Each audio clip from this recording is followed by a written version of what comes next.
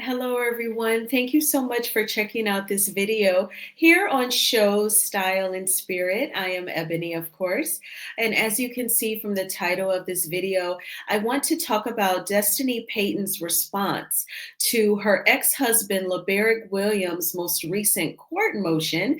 And her response is her explanation as to why she allegedly kept their shared mutual child for 9 days that violated the time that he legally, according to a court order, had time with their son. So before we get into her explanation, I ask that you please hit the like button on this video and please subscribe to the channel. And everything that I'm saying in this video is alleged and just my opinion. And the Copyright Act of 1976 says that my fair use commentary on these legal documents obtained by Urban Bell Mag are allowed. And shout out to Urban Bell Magazine, De Silva Silver, and any of the other amazing content creators who have covered the story of Destiny's response to LaBerrick's latest motion. I saw the story over on De Silva's channel, and I checked out these legal documents over on Urban Bell Magazine's website. So let's get into it. Now, you all have heard me say, of course, I have not earned my Juris Doctorate. I am not an attorney, and my specialty is not analyzing court documents.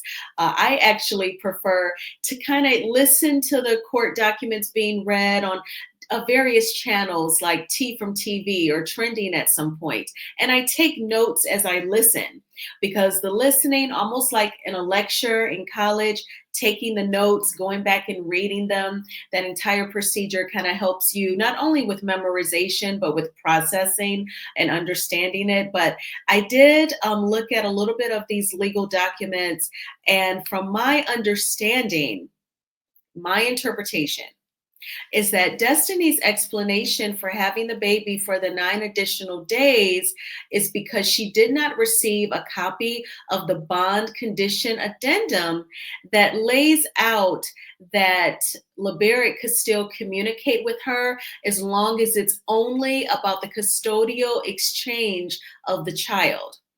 So she notes in paragraph 2 that she did not receive a copy of the bond condition addendum until January 27th, 2025 by mail.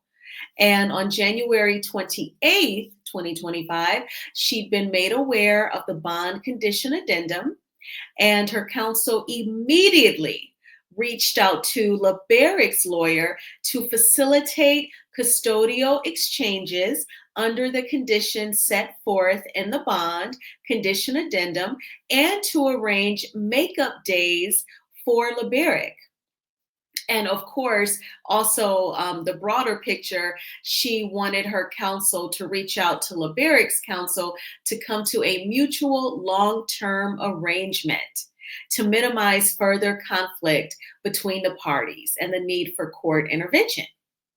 And so Destiny's attorney Kristen Butler, did attach some emails that I assume her law assistant sent out to LaBerrick's attorney, trying to set up a meeting where they could coordinate and talk about the custodial exchange and to talk about the makeup days.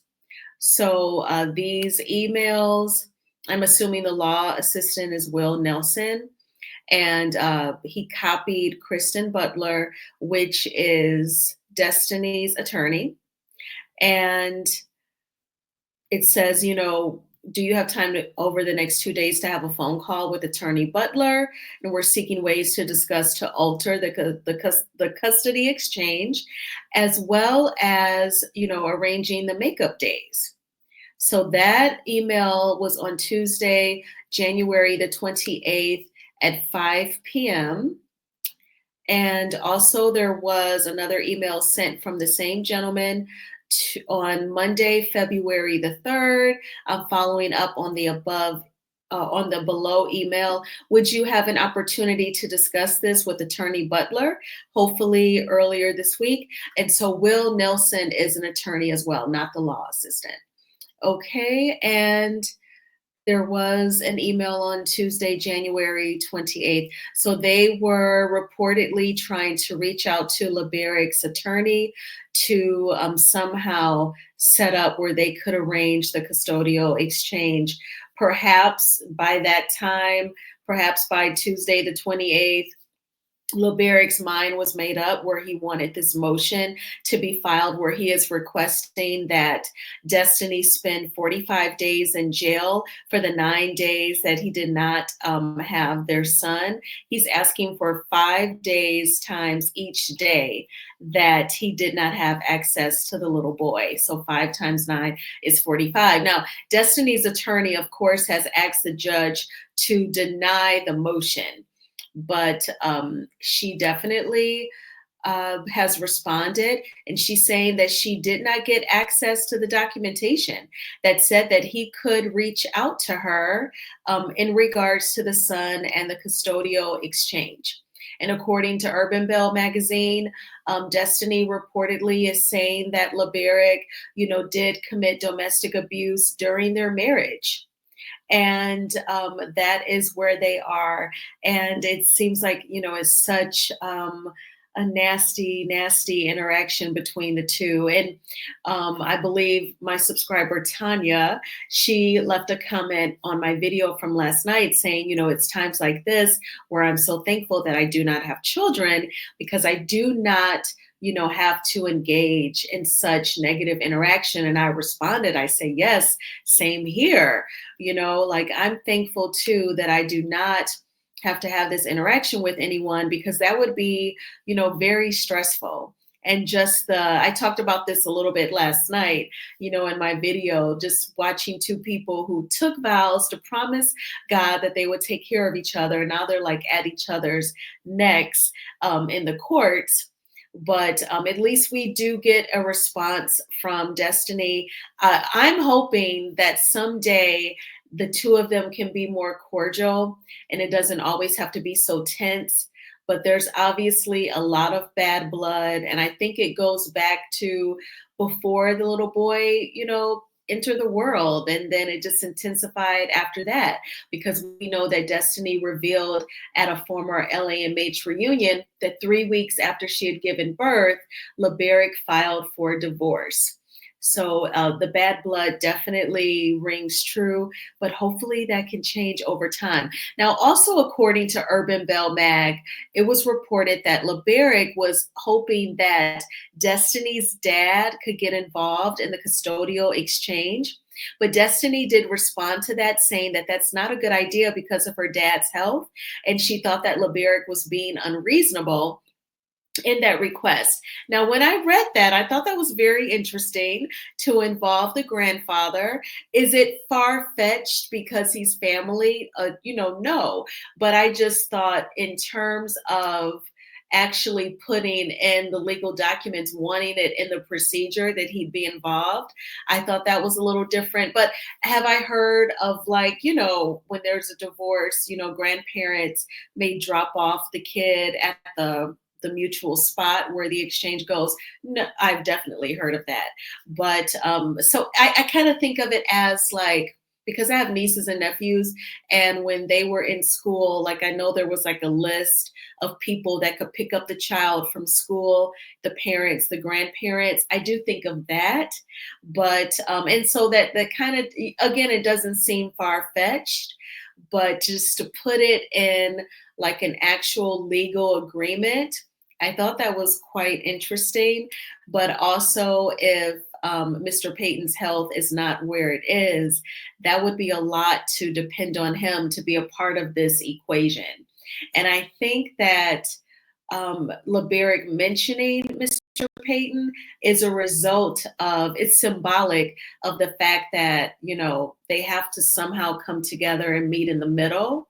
If he's kind of grasping at straws for bringing in Destiny's dad into the equation, I think that that's really symbolic that they do need to try and somehow come together for the custodial exchange. It looks like they can't even work that out where they can exchange the little boy. So hopefully the courts can work it out so that everyone can, be responsible and do what they have to do legally. But what a shame. Like, divorce sucks, but especially with children, it gets to be so sticky. But what do you all think about Destiny's explanation and her saying that she did not get a copy of the bond addendum that lays out that they could communicate regarding the little boy? And what do you think about the emails that she sent that was attached? Do you think that this was a matter of perhaps LaBerrick's attorney, did not check their emails in a timely fashion or was unavailable? Or do you think that LaBerrick's mind was already made up? I imagine he was stewing with each day, 9 days that normally he would have access to the baby and he did not. I'm sure he was stewing those 9 days and he was cooking and his mind was made up concerning that motion. But I thank you all so much for checking out this video. Please hit the like button on this video as it is a free way of supporting the channel. And please subscribe to Shows Style and Spirit if you have not already done so. I have my locks in a ponytail, as you can see. And as soon as I logged out of work, I decided to work out. Now, here in the north, there's like an ice storm, really icy road. So I just stayed in the house. And after I had dinner, I put on my sweats and I worked out in the basement. So, I like a couple of channels for the free YouTube workouts, but typically I go to the gym. But for indoor working out, I love Grow with Joe or Walk Away the Pounds. And those have free workouts. Those are like the 1 mile, 2 mile, 3 mile, 4 mile workouts. You just type in like 4 mile workout and or you can mix it up. Like tonight I did like 2 miles and then a 20-minute. There's like a 20-minute workout on that channel. And then so it was like about 50 minutes of exercise. So after that, I watched some Kempire because I do watch The Real Housewives of Salt Lake City. If you follow me on Instagram, I did say that on my IG stories last week, like Salt Lake City is the strongest Real Housewives show that's out right now. And he was discussing, their part 3 reunion. And I just enjoyed myself as a subscriber. And I was checking him out and, Queen Sheba. And I said, okay, Ebony, now it's time to focus, read, and prepare to create your content. So here I am. I hope you all had a thriving Thursday. I did. I cannot complain. Tomorrow's Friday. We made it to the end of another work week. I almost said workout, another work week, but I'm going to go to the movies. I feel like I am behind because there is a new movie coming out.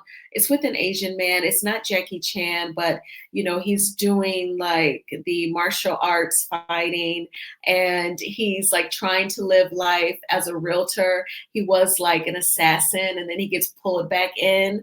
So that comes out this weekend, but I think I'm going to end up seeing it next weekend because I still have to see the Mark Wahlberg film. He's playing a bad guy and he's on a plane, flight risk. With everything happening with the airplanes, of course, I want to see an airplane movie and they're going to be in distress, but I still have to check that out. And yeah, and then we're like wrapping up the first week of February. Good old ice storm doesn't surprise me, but just stay safe. If you can stay indoors, definitely do that. There's plenty of content on YouTube. There's some free movies, your favorite YouTubers, and workouts for free as well. And I will talk with you all soon. Have a good night. Bye.